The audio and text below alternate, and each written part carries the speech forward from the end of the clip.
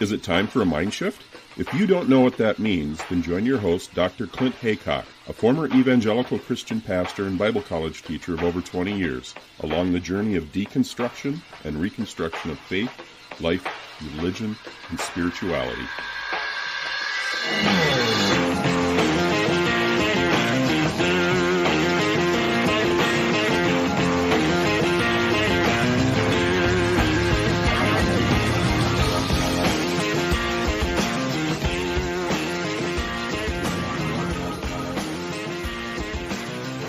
I'm glad to welcome in Celine and Stephen Mather. We got a father and daughter team. They host the What Should I Think About podcast. I think I've been on your show before. Now I've finally been able to return the favor and have you both on Mindship podcast. So welcome to the show. Thank you. It's great to be here. Yeah, it's awesome to be here. Thank you. Yeah, I'm so excited to talk to you because, of course, so we're going to get into this story, but the rough version of it is, as we just before we hit record, we said, okay, we're talking about all things Jehovah's Witnesses because you, Stephen, were a Jehovah's Witness yourself. Sounds like Celine was never into it, but there's an interesting story there as far as how you got out. So maybe we should start there. Well, here's the question. Maybe before we start with that, can you give us a thumbnail overview of the history of the Jehovah's Witnesses? Where does the movement come from? How did it start? Yeah, so I suppose back in the sort of 1800s, there was a bit of a movement that was looking for the return of Jesus and the setting up of his kingdom. Some of your listeners will probably have heard of the Millerites, this movement that would do all these time prophecy calculations, looking at the book of Daniel and Ezekiel and everything. So they had a sort of philosophy that if you were able to look at the Bible in a certain way, and a lot of maths were involved, so count how many years since this destruction of Jerusalem, carry the one, and you've got the dates. And they also had some other sort of slightly even more strange beliefs around the Pyramid of Egypt and all this sort of thing, that you could calculate the time prophecies related to the measurements of the Great Pyramid at Giza.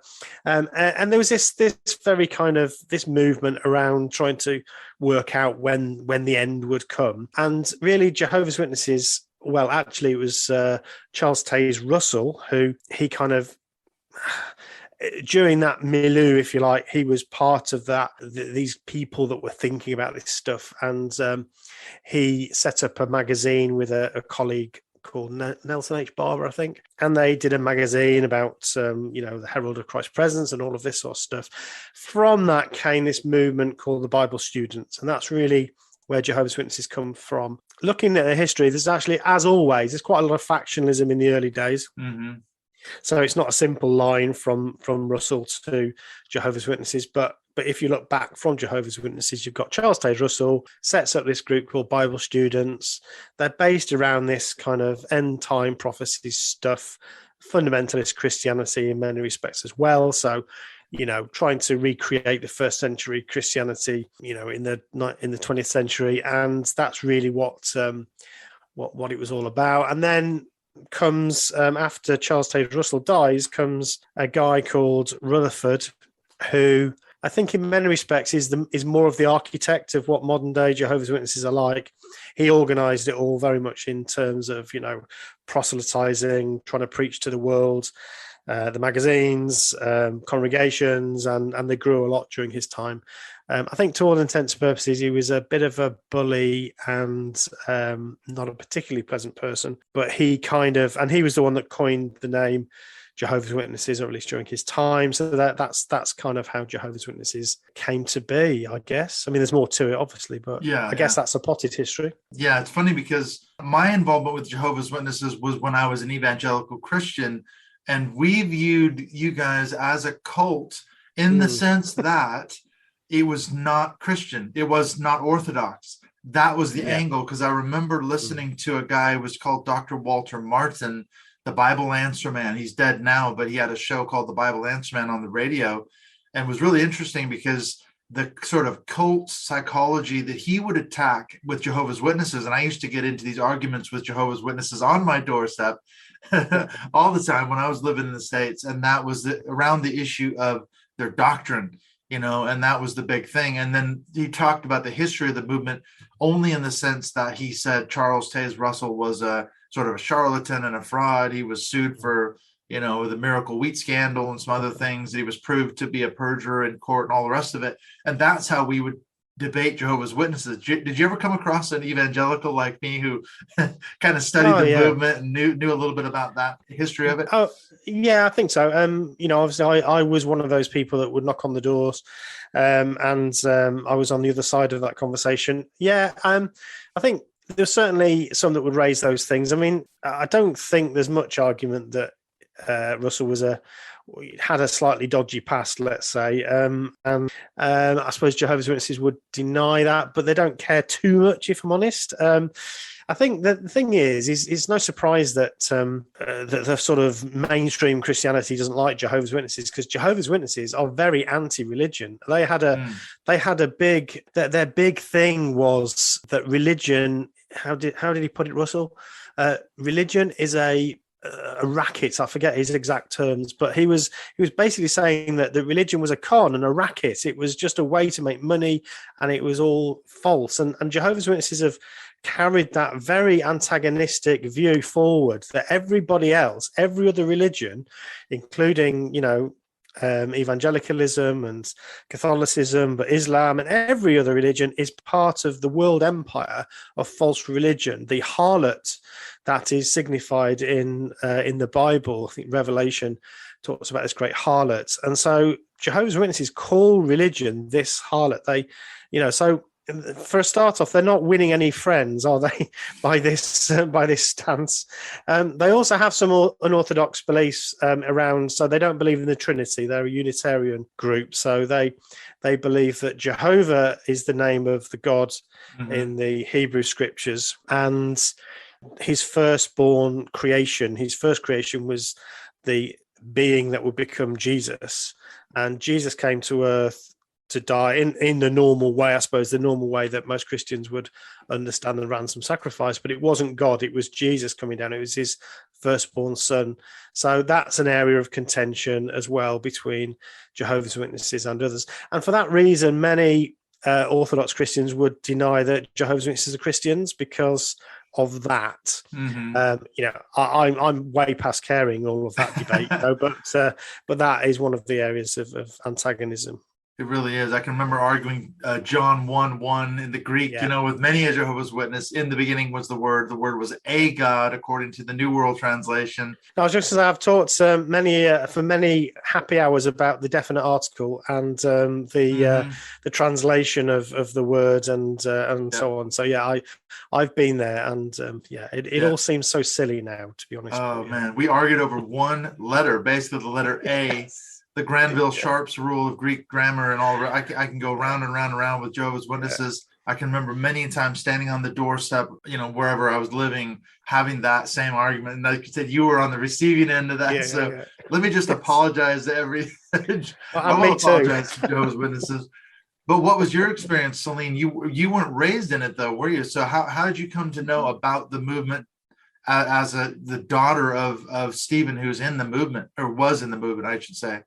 Yeah, I think it's not something that we massively spent a lot of time talking about, that history and background of it. Do you know what I mean? Because it was like the way that I knew about it was through, like, I would call it like osmosis, in the sense of like my, like, all family pretty much, other than my parents, are in or were in growing up in the JWs. So, they wouldn't be there for Christmas. You would ask as a child, why not? They wouldn't do birthdays. Certain things would be met with deafening silence if mentioned. Like, if I was like, oh, I got these earrings, they're birthstones. And I was like, I'd go home and be like, why was everyone weird when I said birthstones? It's like, oh, because that's pagan, okay. And they don't like that. So it's kind of like, or like, you'd see in your relative's wallet it says no blood, and you'd be like, why do they do that? So it'd just be like things that aren't like objects in every person's house would be objects in my relative's house that then would be questioned because it's not normal. Like a big no blood sign in your wallet, or pamphlets about, with pictures of children hugging lions and stuff is not like, completely usual. So you would question it. It's it's not like it wasn't allowed for me to engage with it either. So it's like I did have like a My Bible Stories book as a child, which is like the Jehovah's Witness kind of like children's Bible stories. They're quite horrific. It's all like, people being, turned to salt pillars, and the only nice picture, it turns out they were of Jezebel, so it wasn't meant to be nice actually. But it's all these things. So it was like it's being seen through the eyes of a child that see. So it's just I had more of it in my childhood to witness, so I would question it and see it more. But it wasn't like I wasn't, isn't one of Dad's favorite words, I wasn't inculcated. Like it was from like it's like it was more than an outsider's point of view, because I had more information, but I wasn't in it. So it was like an interesting situation. Observation. Yeah, you had a really interesting viewpoint. But Stephen, you were raised in it, is that correct? Were you raised, which is such a fascinating thing, because obviously this is a North American movement, isn't it? But then obviously spreads worldwide.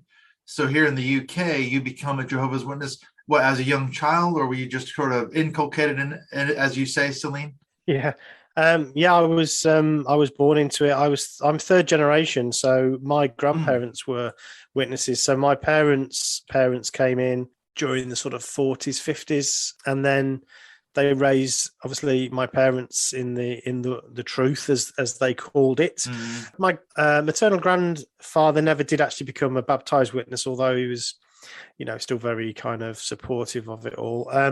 So yeah, I was steeped in it. That was my life, and all my immediate family and most of my extended family were all Jehovah's Witnesses. Of course, all my friends. I did go to school. Jehovah's Witnesses don't all homeschool. There's increasingly more that do, but in my day, it was normal to go to school. So you did get a bit of association outside, but you weren't supposed to have much to do with people of the world, So when you came home from school, JW friends, and then you'd grow up with these people. And so, yeah, very much, the word inculcated, of course, is a Bible, or it's a translation from a word that appears in the Bible, and it's supposed to be a good thing, to inculcate your children in obviously the Lord. Sounds terrifying. Yeah, it does. It sounds close to indoctrination, doesn't it? Kind of, yeah. Inculcate, indoctrinate. It's a similar kind of thing. How big is the witness community in the UK? Because I haven't met that many witnesses. I remember one time, it's probably going back about 5 or 6 years ago now. I was working on a job in North Wales with a couple of guys, but it was a builder, and I was working as a joiner, carpenter alongside this crew. And it turns out that the owner of this company and his sort of sidekick guy were both Jehovah's Witnesses here in North Wales. And I found that fascinating, because at a certain point, it was on a Friday, they suddenly put down all their tools. They started throwing everything in the van and said, we got to go. I said, what's the rush? Where are you going? I said, we're Jehovah's Witnesses. We have to go to a Kingdom Hall meeting tonight. The owner of the company was actually involved in the leadership. So he was supposed to be running one of the sessions. So he had to scream up to North Wales and go to this meeting. So I was kind of surprised by the fact that I actually met some Jehovah's Witnesses. Now, they didn't try to proselytize me the whole 2 days or 3 days that we worked together, which I thought they'd be much more active in trying to convince me to become a Jehovah's Witness. Yeah, it's interesting. I mean, the answer to your first question, sort of what the size, there's around sort of 130,000 JWs. So they say, these figures are generally taken from the organization's own reports. So yeah, there's most it's like a cities, lot to me, but that's just because it's all of our family. It will hit you, yeah. Most cities will have multiple congregations. Most towns will have at least one congregation of around 100 people. So that's there's you'll find a JW somewhere around your locality. I think that they're encouraged to do preaching, to do witnessing, as it's called, all the time. But I think the reality is people are not everybody is as quick to get the Bible out and so on.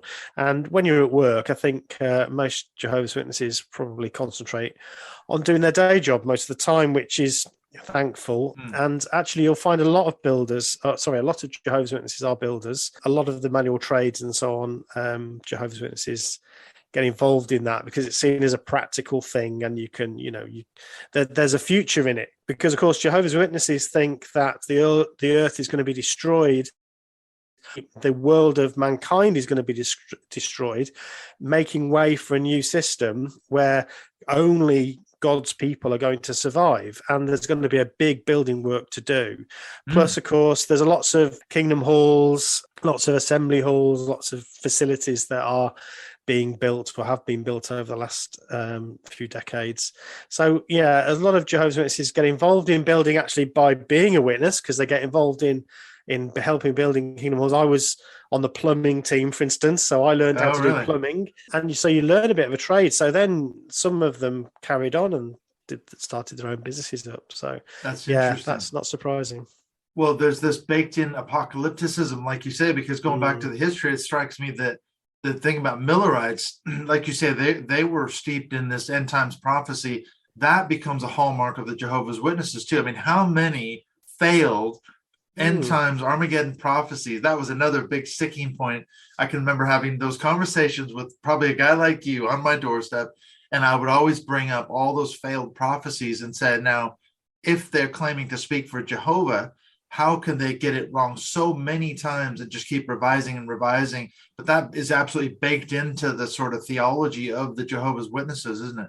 It is, and it's baked into the psychology, I think, as well, of Jehovah's Witnesses. It's fascinating. It's a really interesting subject. I mean, we've discussed it on our podcast quite a bit, how that works, and there seems to be a benefit for organizations to have this constant sense of, around the corner it's about to happen. So it creates a sense of urgency that people need to do something. We've got to do it quick. And then there's these periods, obviously, of disappointment. Of course, there was the great disappointment that the Millerites experienced. But then you're right, Jehovah's Witnesses have had that kind of constantly. But what tends to happen is there's a bait and switch thing that goes on, which says something like, well, yes, we didn't quite get it right, but something happened. Maybe it was invisible. So that's one of the tricks that Jehovah's Witnesses have pulled a few times.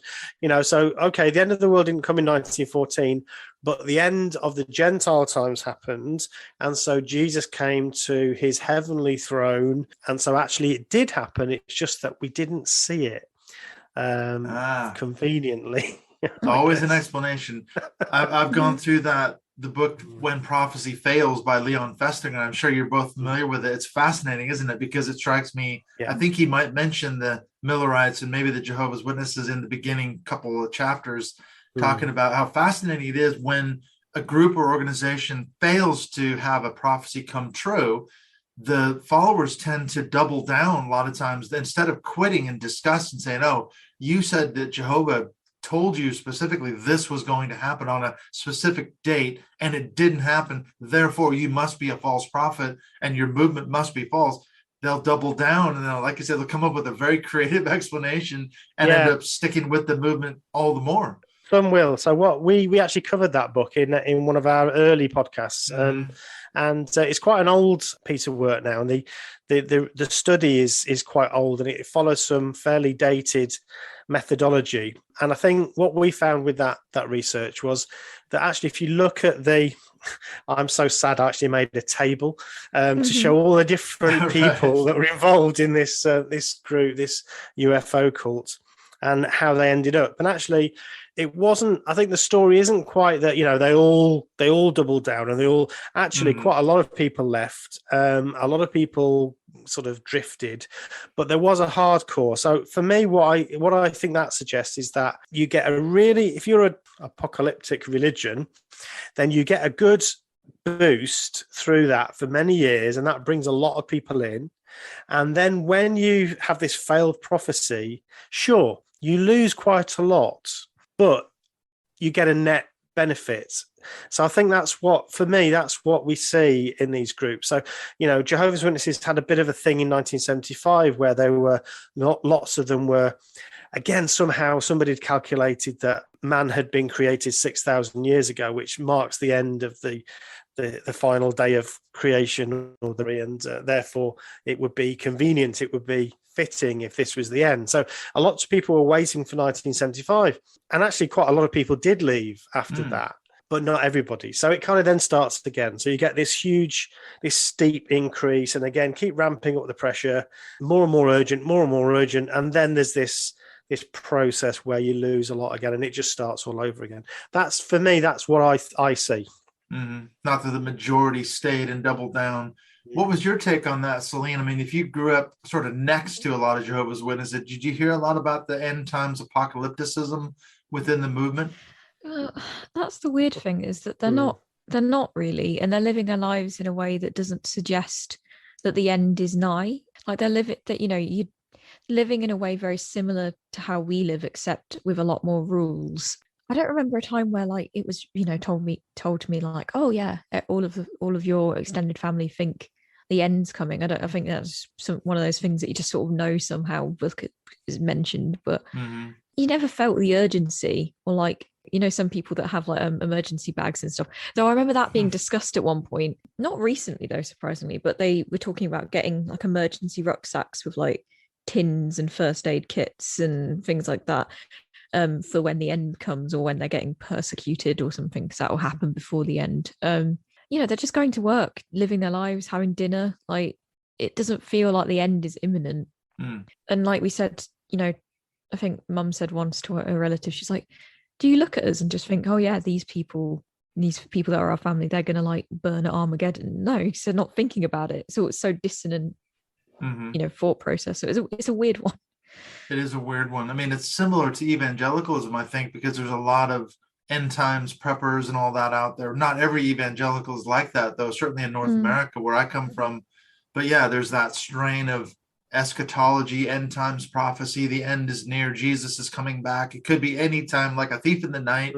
I grew up with all of that sort of thing. I grew up in a fundamentalist sort of Bible church, and I heard a similar message, I think, to maybe what you heard, Stephen, growing up as a Jehovah's Witness. It's interesting, isn't it, how you whatever movement you're raised in, we just believed it. It was all the truth. We had no critical faculties to question it. So how did you get out in the end? What was the sort of final straw that got you out? Yeah, I think I was listening to your podcast today, actually, with Yanya Lalich. Oh yes, she's been on our podcast too. She's a great guest and a really interesting person. And she made the point there, and I totally agree with this, is that I think most people have doubts. So whilst on the outside it looks like, Jehovah's Witnesses, they're all, headbangers, really, they really believe it all. And that's proof, because they come and knock on your door. Actually, I think they go through periods of doubt about it all. And there's, as Celine says, there is this cognitive dissonance. There is this trying to hold two opposing views constantly. On the one hand, yes, the end is coming. I believe that, and I'm going to preach that, and I'm going to make decisions about it. But on the other hand, they'll be taking, and I don't see an issue with this, but they'll be taking out a mortreage for the next 50 years. Do you know what I mean? Right. So it's like, why are you doing that? The end is the point. Yeah, just rent. Yeah. Which I'm like, real me is, thinking like, yeah, great, make choices for your future, because the future is happening and the end isn't. But like, you do think, why are you making those choices? Doesn't matter. So that's not consistent with your theology. It's not. But humans do that all the time. Again, This is part of our psychology. We do things like this. We agonize over certain things and then don't even worry about something else. That's kind of the way that we are. So I think it just plays upon that. What started to happen with me was that the doubts that I'd had started to just become too great. And as Celine alluded to before we kind of pre-chat, that she in many respects was the catalyst for my leaving, because I'd come to a kind of, the way that I managed my cognitive dissonance was to say, well, it may or may not be true, but actually it's quite a good way to live. And it's my community, it's everybody I know. And you know what? I'm just going to kind of poddle along and so on. But then, obviously, when you've got a baby, when you see your daughter for the first time, and I certainly projected forward into the future, thinking I'm going to have to tell this kid what I believe to be the truth. And am I going to really be teaching her this stuff that I really don't believe myself? And that's the moment that I thought, I've really got to do something about my doubts. So my first motive was actually to try and get rid of my doubts. So I wasn't hoping to leave. I was hoping to stay. Right. So If for someone me, could it answer was all like, your questions, you'd be fantastic. fine. Be great. Talk you off the cliff.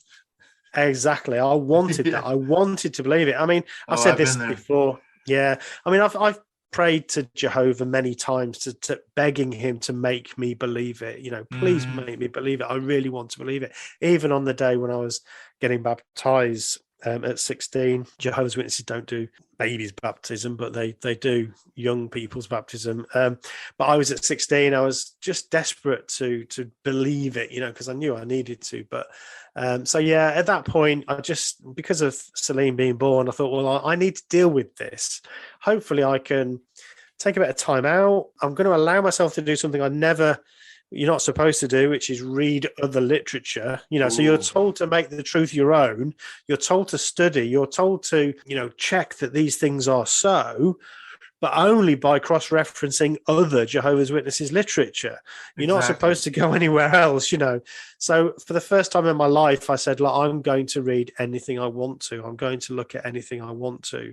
And I'm going to allow myself to look at this square in the eyes and see whether I really do believe it or not. And I reckon it took me a couple of weeks. That all. That was a short trip. Absolutely. I mean, I dragged it out because it was also part of my leaving strategy, which was to tell everybody, well, I'm not quite, I'm still studying, I'm still thinking, I'm still working it out, and gradually I was fading. So it was part of my strategy to try and avoid getting disfellowshipped, which is the process of shunning that happens if you're found guilty of apostasy, which is, kind of loosely defined as anything turning away from the truth and sort of talking to others about what you now believe, then you get shunned. So I would have ended up losing contact with all my family friends. So you weren't disfellowshipped in the end? No, I wasn't. I mean, what happens is you get what we call soft shunned. So most of my relatives and stuff don't really have anything to do with me. That's possibly part of my fault as well, because I don't particularly want to get involved in these conversations.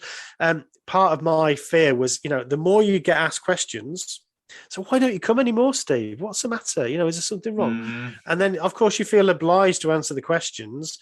But then by answering the questions, you put yourself in a very dangerous position, because you're then seen as an apostate, preaching against the truth. So my strategy was to basically just disappear slowly. We've managed to maintain a relationship with my parents, which is very important to me. And so that's something that, Celine was able to have her relationship with her grandparents. That was something that was, I think, could be easily forgotten when, even for thinking about for my sake, as in for me to have a relationship with grandparents, if dad went out all guns blazing, that kind of dictates what relationships I get to have as well. So he kind of made a choice that meant, which I'm grateful for, that meant I got to have a relationship with my grandparents. It's a shame that he had to do some political maneuvering. It's like Game of Thrones, sort of maneuvering in order to making a plan. I'll slowly fade and I'll do it this way. But, I'm grateful for that, because, it's a relationship I wouldn't have had otherwise. But they're not actively proselytizing you, you said. Is that true? Or Celine, do you feel like they're really trying to win you into the fold?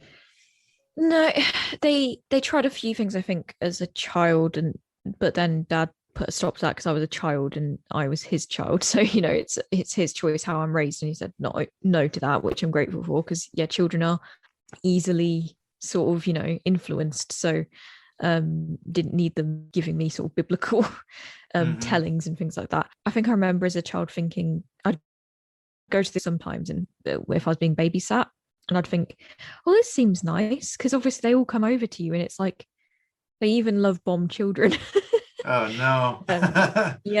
Everyone comes over and is very excited, and they're telling you how lovely you sing your hymns, and it's so lovely to see you, and you're getting hugs from everybody, and they're like, oh, do you still remember me from when you were so little? All of this, even as a child, they have no shame. Yeah, I know. I remember talking to a woman who was raised in Poland. She now lives in Dublin, but she was sort of indoctrinated into the Jehovah's Witnesses as a young girl for that very same reason. She had a fairly dysfunctional home life, and someone invited her along to a Kingdom Hall meeting, and there she was absolutely love bombed as a 10, 11, 12-year-old girl. and fell for it. Mhm. She was like, oh my gosh, this is 'Cause of course you do. community. Yeah. This is love. And in some levels it was a community. It's like a church, isn't it? There's a built-in community. They will welcome you Mhm. in. And she fell for it on that line, Mhm. that she was welcomed in and loved Yeah. for the first time in her life. And that's Mhm. how she got sucked into it. Yeah. Yeah, and also there was family there as well. So I was like, oh, this seems nice. But obviously as you grow, you realize the insidious sort of nature underneath it. But yeah, I think they don't really try and get me. That one time, because I'm an adult and go around and visit people on my own now. We don't all go as a family unit everywhere. Mhm. So I visited and I was, offered a magazine, the magazines they bring around. I was just like, no, Watchtower that's and Awake and yeah, all that. exactly. Yeah. Yeah, I was like, they're like, oh, it's what about mental health? It'll be good, if you ever feel stressed or anxious. And I was like, oh, I'm fine, thank you. I'm Don't like, need it. well, Yeah, is you this have to be about? Yeah, is it polite about? about it.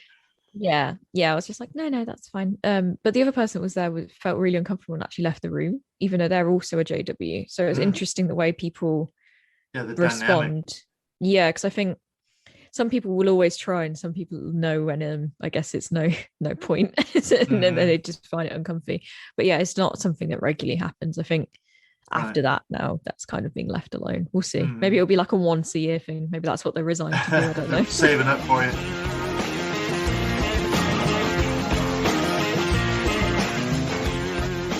We'll be back in just a few minutes with the second half of this conversation with Stephen and Celine, who of course are the co-hosts of the What Should I Think About podcast. We are going to be getting into the issue of the question whether or not the Jehovah's Witnesses are indeed a destructive cult, as well as looking at does it fit some of the more well-known cult models such as Hassan's Bite model or Yanya Lalich's Bounded Choice model. How does it fit those sort of cult models?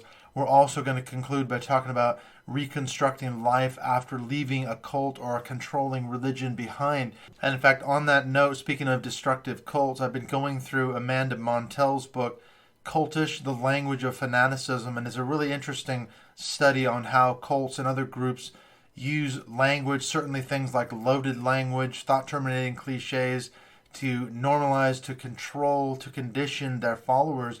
And she reminds us that it is true that cults exist on a continuum. She's not certainly the only one who's mentioned this by far, but there are, well, I guess you could say more ethical cults and then less ethical cults. So where do the Jehovah's Witnesses fall on this spectrum? And it's interesting too because it overlaps with the last book that I just finished, which is Jen Senko's incredible work, The Brainwashing of My Dad. And that's all about how right-wing or far-right media has changed, certainly changed her father, literally changed his personality. And the good thing about that is I've been in touch with Jen, and we are booking in a recording next week as I'm doing this recording now. And so I'll be talking to Jen real shortly here. And also, we've also confirmed that she's going to be coming back in the month of June, round about the third Sunday of the month. She's going to be our guest on our final Mindshift Zoom call before we take our break for the summer. And in fact, we've got, speaking of Mindshift Zoom calls, we've got Stephen and Celine coming in at the end of May here, probably again about the third weekend of May on the Sunday. They're going to be our guests on our next Mindshift Zoom call. We just had Dr. David DeAndre come in last month and end of April. Had a really good call. There wasn't a lot of people on that call because people were super busy, but that's going to be put up on the Mindshift Podcast public Facebook page. So if you want to have a look at what we talked about with returning guest Dr. David DeAndre, have a look at the Facebook page. And so how can you gain access to those calls? Well, you can be a supporter of Mindshift Podcast on Patreon. You get early access to episodes on the Wednesdays before they drop on the Fridays everywhere else, as well as becoming part of our closed Facebook group.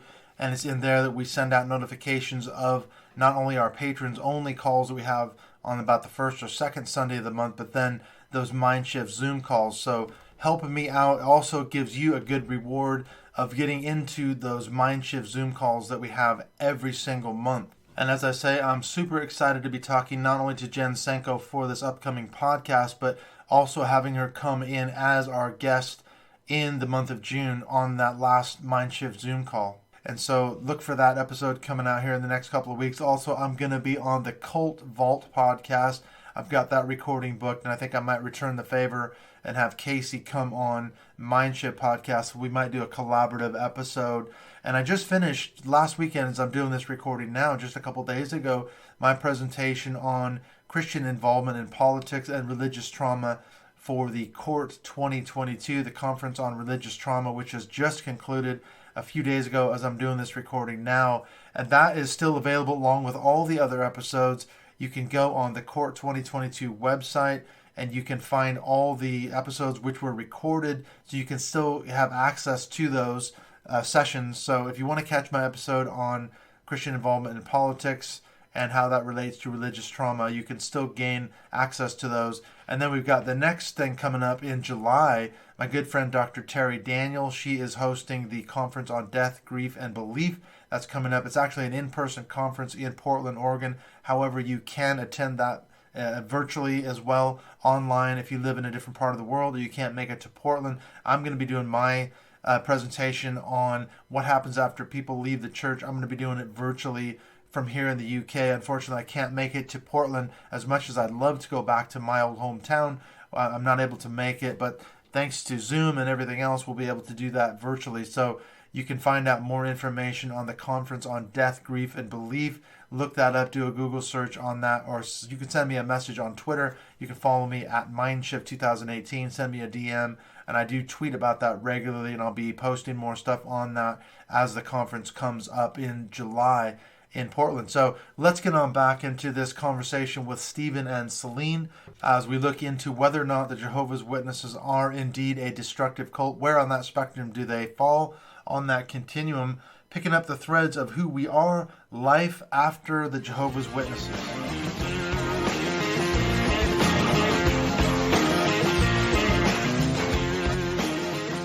Yeah. Now, this is the real question. Is Jehovah's Witnesses, is it a destructive cult? Because I recently went through Rick Alan Ross's book. I'm sure you've read this, Cults Inside Out. And he talks about what makes a cult a destructive cult. And you think about the classic, the Manson family and Om Shinrikyo and Jim Jones, Heaven's Gate, people who committed suicide or committed murder. That's clearly a destructive cult. But he makes the case that any cult is destructive in the sense that it actually actively harms its followers. So you could say, yes, the Jehovah's Witnesses are a destructive cult in the sense that they have that 2-witness rule, which has led to countless numbers of children being abused sexually and in other ways, and the offenders getting away with it. And then 2, the blood transfusion rule, which has led to how many countless thousands of people dying needlessly from just needing a simple blood transfusion that would have saved their lives, and yet they're not allowed to. So there's 2 examples right there I could think of that would I would think fall into a category of a destructive cult. Would you agree with that or offer a different perspective? 100%, because one of the main reasons but there's so many reasons I'm so thankful that mum and dad chose not to raise me in that environment is because, I mean, I have ulcerative colitis, which means, sometimes I lose blood, and I've not at this point needed a transfusion, but if I needed one, I could have one and I wouldn't feel any guilt. Yeah, and I wouldn't have to feel guilt. So that's one reason, it brings it home. You wouldn't be allowed to have one. I mean, from what I understand, some of the more hardcore aspects of it, they'll actually send a team to the hospital to try and talk the doctors and the staff out of giving a blood transfusion to a patient, as well as the patient and their family. So it's a very strong arm sort of tactic. This is the thing. And if you accept it, then you might be looking at being, disfellowshipped and things like that. Right. For accepting it. So, even if it's not the pressure of someone literally coming in and trying to argue it, just knowing that if you do take it and anyone finds out, you'll be in trouble. So that psychologically is damaging and destructive. And also the other thing that we often talk about on our podcast here is the many issues that women face. So they are told to be subservient and submissive. They're not allowed to have leadership roles. They are encouraged to be quiet. There's that talk that's often sort of shared where a guy's saying women aren't smarter than men, but in the instances where they are, they should pretend not to be and know better and be quiet. And it's all this all of this where it's get married, be quiet, subservient wife, I suppose, and do that role. And all of the abuses that happen is just not being allowed to take blood or have an organ transplant or something. These things are just obvious ones, and then there's more that I'm sure Dad can talk to. especially like growing up in it. Yeah, I mean, there's another one that we haven't mentioned in that frame is shunning, of course, which is a incredibly destructive practice which drives people into poverty at times. Young people, they end up losing their support network, and so there's lots of destructive factors. I mean, it's not as bad as Jim Jones, but it's worse than, well, I don't know, your local church, I suppose. On the spectrum, exactly, it is a spectrum, and so I think it is a destructive cult. It fits it fits enough of the criteria, in my view, for us to describe it in that way, in the way that we kind of understand cults. It's like a lot of language is slippery and it changes, and people want to control the narrative. But is it destructive? Yes. It has some very clear destructive policies. You've mentioned blood transfusions, shunning, the two-witness rule, which leads to a situation where children are sometimes abused and they're not protected, and then you also have things like the way that people are lied to about the future, which changes their decision making. So although we've said, on day to day, Jehovah's Witnesses are not necessarily talking about Armageddon all the time, when it comes to big decisions like, should I go to university, should I develop a career, which career should I develop, that very much is controlled by the beliefs of Jehovah's Witnesses. So one of my big frustrations was that I didn't go to university. I have had to catch up with that in my 40s and 50s. So I feel like I missed out on that. It means that people don't live a life that they want to, and freedom and decisions that they want to make. And then you have the sexual. So although they tolerate at times all sorts of pretty horrific behavior, there's a very strong sort of prudish element to Jehovah's Witnesses. So no sex before marriage, which means that people end up often getting married too early or to the wrong people. They also are very anti-LGBTQ. So if you happen to be gay, that's out of the question in terms of how you express your sexuality. Gay, right. Yeah, which you could have same-sex bizarre. attraction in a sense, but you can't act on it. Is that kind of Exactly. way they So say? they're basically just be celibate, don't get to have a relationship, you don't get to fulfill that part of your life. Or lie to yourself and your wife or your husband. Marry. By getting married when actually you're not attracted to them, and that's that itself leads to all sorts of difficulties. So it is damaging. It's damaging because of the lies. It's damaging because of the policies. And the way that, I mean, something that Dad's talked about a lot is the anxieties that it gives children. So like we were saying, how I was saying, like, a lot of the adults I know, obviously family members, that seem quite dissonant about the end of the world and all of this, like, kind of, needing to proselytize and all of this sort of all the time. But, as a child, you're being fed that constantly. Like, blood guilt, something we've talked about, where if you're not constantly trying to get someone to join and doing everything you can to get someone to join, if Armageddon comes and they die, it's your fault. I mean, as a child, that's a heavy burden that you shouldn't be giving children at all, which has got to be damaging. Traumatizing. Yeah. Religious trauma syndrome for sure. 100%. That's why I was surprised those two Jehovah's Witnesses weren't trying to proselytize me, because even at one point, at that point. I was expecting the whole conversation. I was going to say, because at one point, when one guy rush off to lead this Kingdom Hall meeting, the other guy suddenly realized that he had taken his car keys to the Kingdom Hall with him, and he had no way to get home. So I ran him up to the Kingdom Hall, and I was half expecting him to say, well, why don't you come in and, this is going to be really good. But he didn't. He just rushed in, got his keys and headed out, So I was expecting it. I was all primed for the big discussion. It's very strange. I don't know whether that's obviously, we're in the UK, so British people tend to be a little bit shy and not necessarily wanting to have awkward situations. We're very emotionally stunted in that respect. So maybe that's part of it. I don't know. But it is very strange. You would expect, and this is the argument I have, if you really believe that the end of the world is coming any day soon, you should be really knocking down those doors.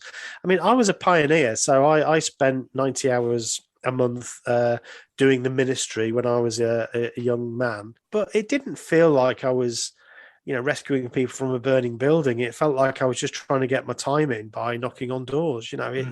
There is a strange Drudgery to it. drudgery is the word. Yeah.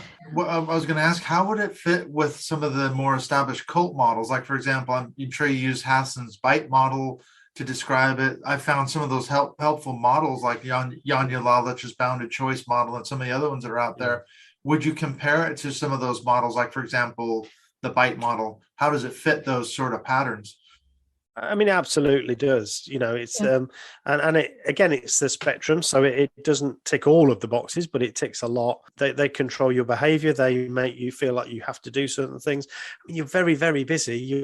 We had 3 nights a week meetings. Then we had the field ministry on Saturday, which is knocking on doors. Then you might go out in the ministry in the evening, but you're also encouraged to have a part-time job so you can knock on doors again. So there's lots of behavior control.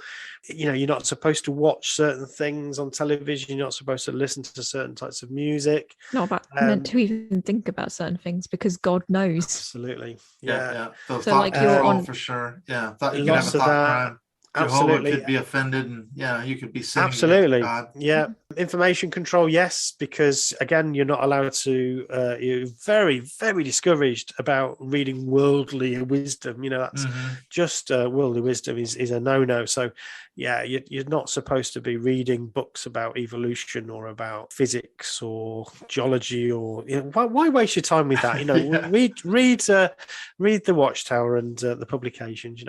So yeah, I think without going through all all of it, you've got it all there. I mean, and Celine's already mentioned about anxiety. So that and that emotionally, the emotion control bit, it does control you emotionally. As a child, I was anxious all the time. So yes, it does. And as far as Yanya Lalich's bounded choice, I mean, I love that the very name for me tells you everything you need to know. Yeah, it's a great description. In a way, brilliant description, because that one of the things that I guess critics of us anti-cultists say is that, well, why don't people just leave? If it's that bad, why don't they leave? And of course, the problem is your choices are very much bounded by the situation you find yourself in. So it's not rocket science. What these cults do is they create a situation that makes it very, very difficult for you to leave. Not impossible, but very, very, very difficult. And it's like, we don't blame people that are like victims of abusive relationships, and we don't say to them like, why didn't you just leave? Like it's just because it's like an organization rather than a person doesn't mean that we don't treat people with the same sort of respect and understanding. It's not that simple for many people, is that you can't just leave, as you say in air quotes. Yeah, it's true, isn't it? Well, how about cult recovery? Is that the purpose of your podcast, is to help people sort of rebuild their lives? Are you specifically aiming at Jehovah's Witnesses or ex-Jehovah's Witnesses with your podcast, or does it cover other areas as well?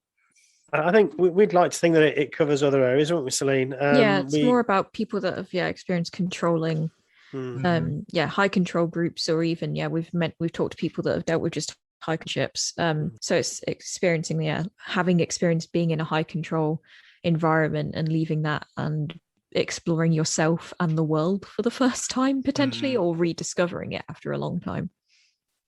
Yeah, so I mean, I'm not so although I've studied psychology, I'm not a counselor, so I've not studied sort of clinical psychology. So the approach that I take is about trying to understand how we make sense of our world, how we make sense of our lives and who we are. And so when you leave a group like that, especially if you've been born in, you have all these questions about yourself and about what you think about all these subjects, from politics to sexuality to science to anything really, and you have to make sense of all of that. You've had this thing that's happened to you that you've been part of, that is part of you, and you are part of it in a way. So as a 30-year-old, which was how old I was when I sort of left, all my formative years were behind me. So part of my identity is shaped by my experiences, of course. And so you have this period where I didn't know how to explain it at the time, because I hadn't done all the studying, I hadn't thought about it. It took a long time, but it started to occur to me that identity was an issue. This was before I started studying psychology. I thought, my problem is I don't know who I am. I don't know who I am. This Stephen that I was before disappeared, or at least faded away. And now there's this other person that's living his life, and I don't quite know who he is. I don't know what to do with this situation. And what I think we're trying to do is help people to just sort of go through that process of discovering what they think.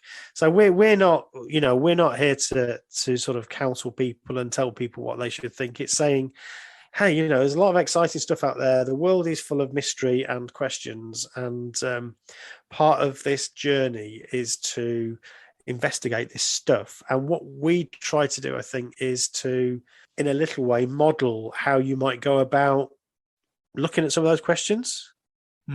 So we do cover things that obviously are cult related. We interview ex-members, we interview experts and so on, but we also cover some subjects that are not really anything to do with cults. We did an episode about virtual reality last time, and that's because that's a really interesting question. And what should we think about that? So let's have a look at it. And what's the science behind it? What's the sociology? What's the psychology? And so I think that's, for us, that's what we try to do. We're not there to tell people what they should think.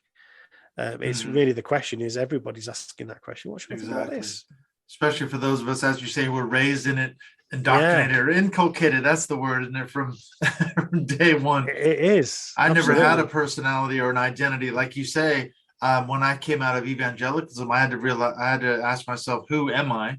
Just like you're saying. Yeah. And realize that I had a whole new identity basically to form. All I knew was I was the pastor, the Bible college teacher, the blah, blah, blah. I spent all my life in and around churches. So that's the only sort of world I knew. So yeah, I can definitely resonate with that.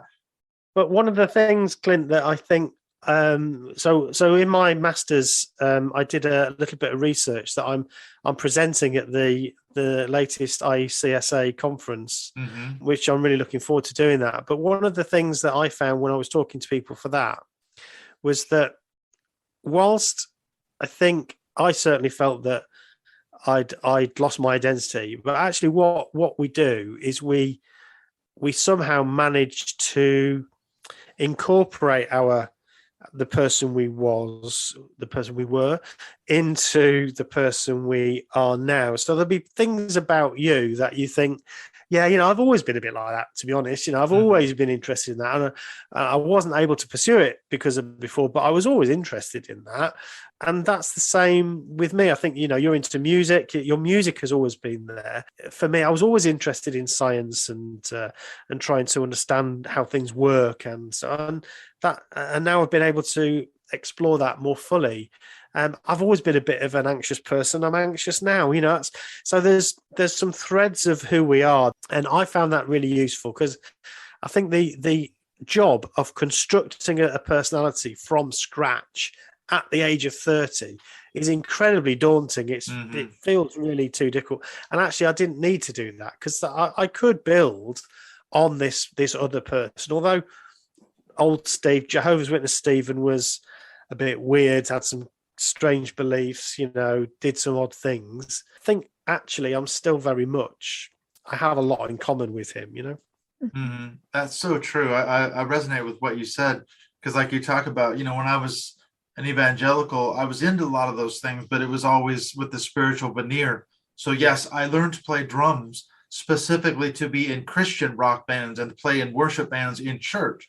But I picked that up. I've obviously loved playing drums, so I still play, but now it's in secular, rock and blues bands, So it's interesting how those threads still are there, but the actual skill of playing the drums is no different whether or not you're playing on a stage in front of a church or in a pub or a club. And I think that's really important, because that if you throw everything out, you literally are throwing the baby out with the bathwater. You know, Yeah. you Not are helpful. losing a lot of yourself, and actually you need to hang on to some of that self. And that's the journey. That's the thing that it takes us years.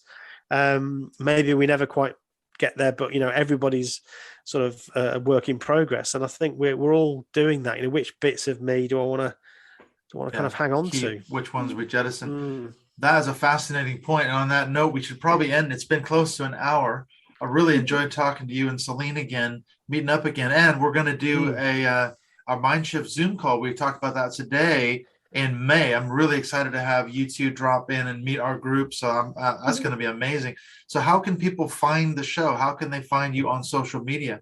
Yeah. So the podcast is called What Should I Think About? ?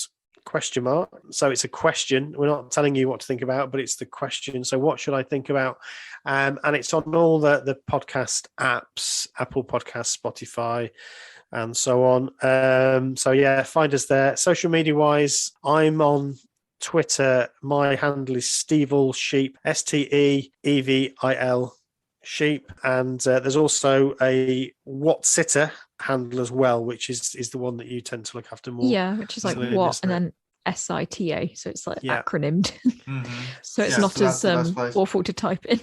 Yeah.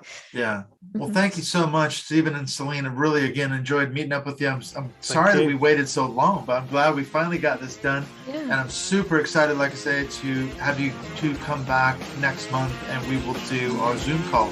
Right. Awesome. Look forward to it. Thank you very much for having us again. Take care. We'll speak to you soon.